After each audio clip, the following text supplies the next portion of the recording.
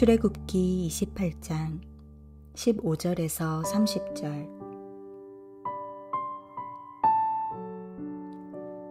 너는 판결 흉패를 에봇 짜는 방법으로 금실과 청색, 자색, 홍색 실과 가늘게 꼰 배실로 정교하게 짜서 만들되 길이와 너비가 한 뼘씩 두 겹으로 네모 반듯하게 하고 그것에 네 줄로 보석을 물리되 첫 줄은 홍보석, 황옥, 녹주옥이요 둘째 줄은 석류석, 남보석, 홍만호요 셋째 줄은 호박, 백만호, 자수정이요 넷째 줄은 녹보석, 호만호, 벽옥으로 다 금태에 물릴지니 이 보석들은 이스라엘 아들들의 이름대로 12이라 보석마다 12지파에 한 이름씩 도장을 새기는 법으로 새기고 순금으로 노끈처럼 닿은 사슬을 흉패 위에 붙이고 또 금고리 둘을 만들어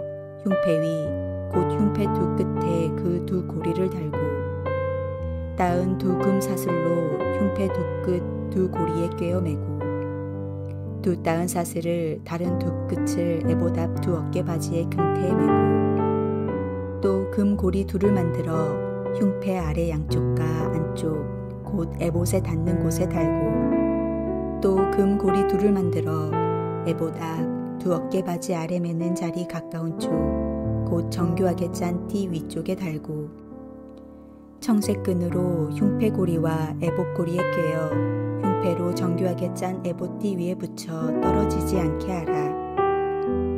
아론이 성소에 들어갈 때에는 이스라엘 아들들의 이름을 기록한 이 판결 흉패를 가슴에 붙여 여호와 앞에 영원한 기념을 삼을 것이니라.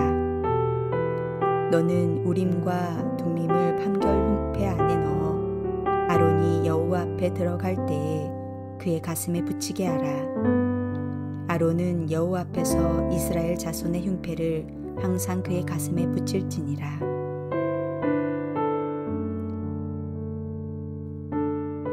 제사장의 자리는 백성들로부터 거룩히 여김을 받는 귀한 자리지만 그만큼의 큰 위험 부담과 책임이 있다는 것을 하나님께서는 우리에게 알려주시기 위하여 제사장의 복장에 대한 규정을 세세하게 말씀해 주십니다. 제사장들의 복장이 성경 가운데 언급되는 이유는 그 사명이 그들 자신만을 위한 것이 아니라 하나님을 섬기는 제사장 직분을 행하기 위함이었다는 것입니다.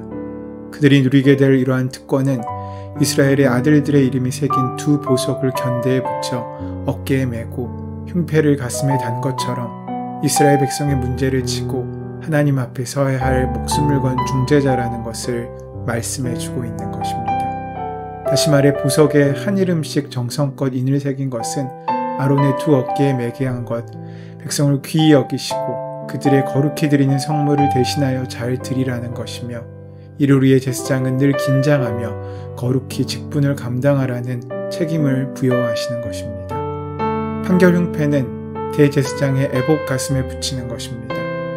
판결 흉패는 길이 한 뼘의 사각형 형태로 천을 두 겹으로 겹쳐서 만들고 그 위에는 네 줄 보석을 박되 매 줄마다 이스라엘 지파의 이름을 새긴 세 개의 보석을 박아 넣었습니다. 그 외에도 금고리, 금사슬, 흉패, 고리, 에봇 고리도 만들었습니다.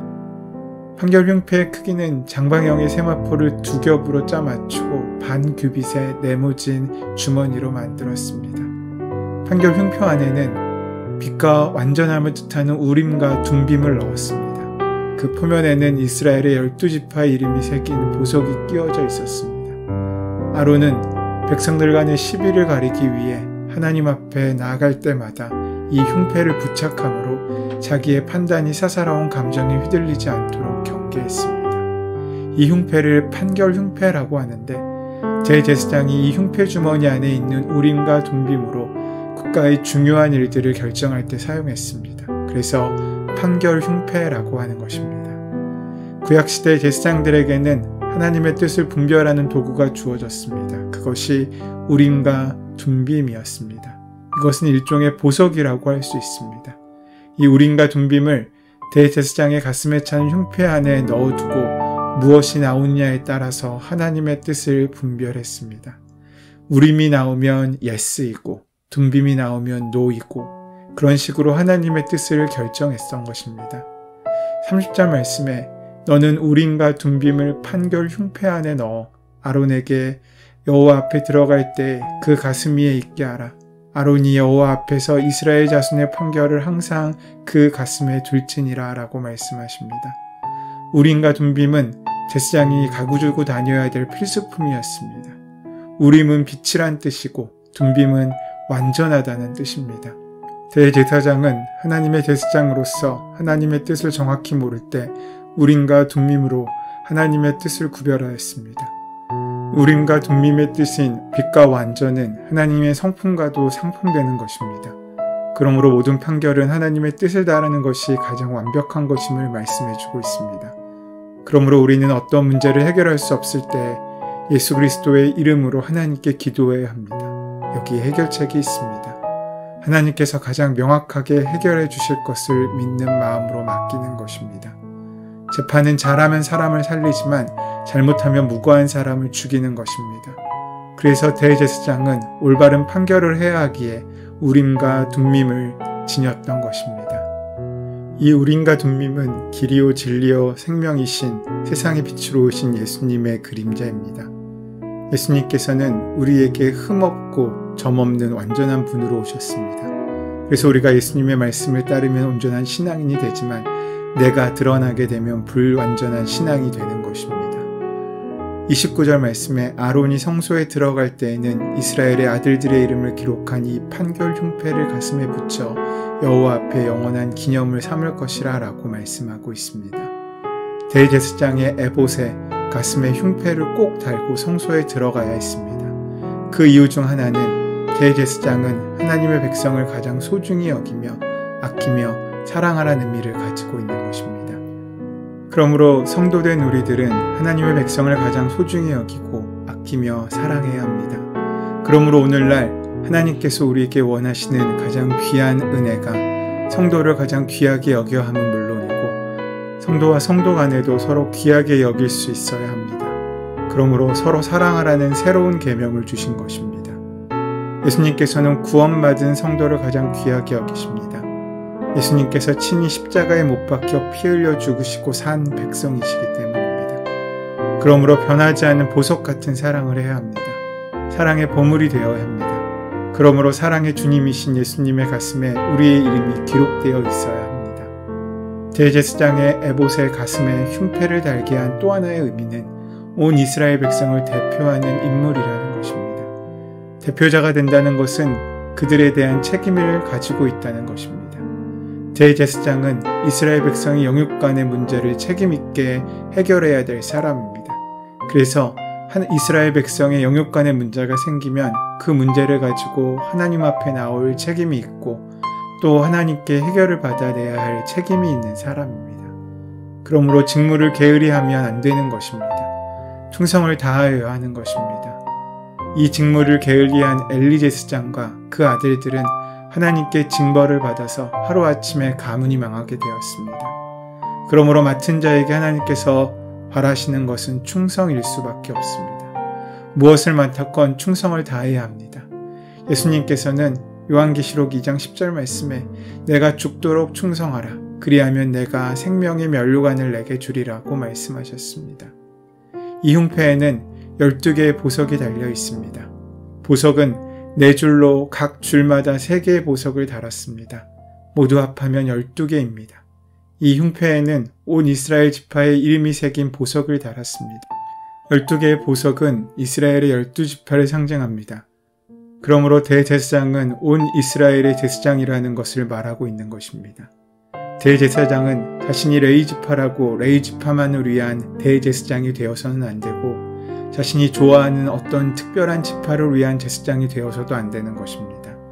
온 이스라엘을 위하여 세움받은 제사장임을 말하고 있는 것입니다.